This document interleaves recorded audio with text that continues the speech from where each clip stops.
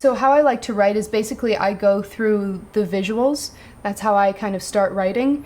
And usually, of course, you want to start with, if you've fleshed out a plot, what it's about in your head, and then you can start writing the scenes. But sometimes, you're inspired just by visuals, so you just want to write, a scene that you see in your head. I can write 5 pages a day, sometimes, and rarely, but sometimes 20 pages a day.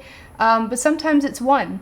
And, I think as long as the content, you're not just hurrying through it, you're really thinking about it. That's what really counts, is not the amount of pages you do.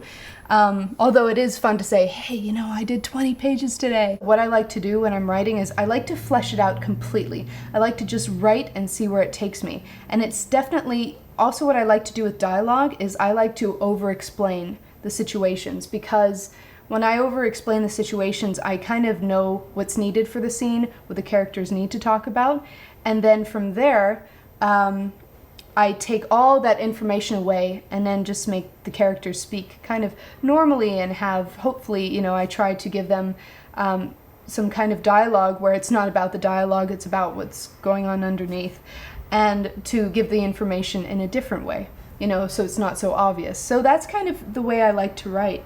And I think next week we'll be talking to Emmett about the way he writes, so stay tuned.